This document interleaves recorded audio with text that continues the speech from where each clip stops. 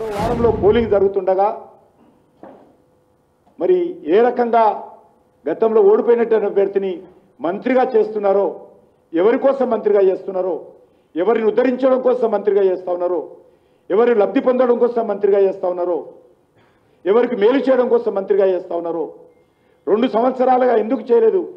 మీకు మైనార్టీల ప్రేమేమి ఉంటే ఎందుకు 2 సంవత్సరాలుగా మంత్రి చేయలేదు? ఎన్నికలకు ముందు జ్ఞాపకం వచ్చిందా? ఈరోజు కాంగ్రెస్ పార్టీ చెప్పాలి, తెలంగాణ ప్రజలు కూడా అర్థం చేసుకోవాల్సిన అవసరం ఉంది.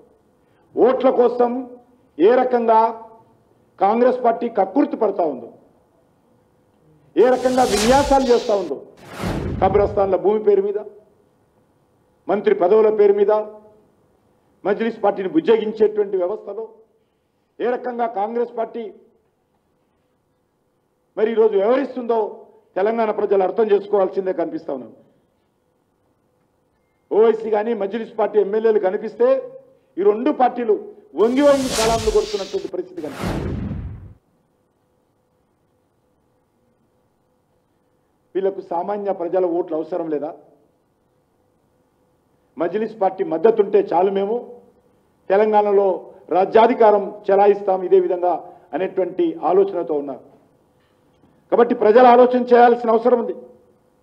మజ్లిస్ పార్టీ మద్దతు కోసం కుహాన లౌకికవాదంతో, బుజ్జగింపు రాజకీయాలతో ఎంతకైనా ఈరోజు కాంగ్రెస్ పార్టీ, బీఆర్ఎస్ పార్టీ తెగించే విధంగా వ్యవహారం చేస్తున్నాయి. ఓవైసీ బ్రదర్స్ మీద ఈగ వాలకుండా 365 రోజులు 24 గంటలు ఈ 2 పార్టీలు కూడా కాపు కాస్తున్న విషయాన్ని ఈ సందర్భంగా మనవిస్తున్నాను.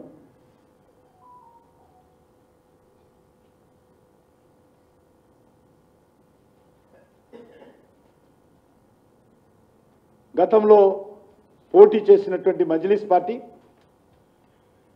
ఈరోజు ఎందుకు తమ పతంగు గుర్తు మీద, మజ్లిస్ పార్టీ గుర్తు మీద పోటీ చేయడం లేదో ఓల్డ్ సిటీ ప్రజలు మజ్లిస్ పార్టీని నిలదీయాల్సిన అవసరం ఉంది. ఎవరి సూటి కేసులకు అమ్ముడుపోయింది మజ్లిస్ పార్టీ? ఎవరి ఒత్తిడికి ఈరోజు తమ అభ్యర్థినే కాంగ్రెస్ పార్టీకి అద్దెకిచ్చిందో చెప్పాల్సినటువంటి అవసరం ఉంది.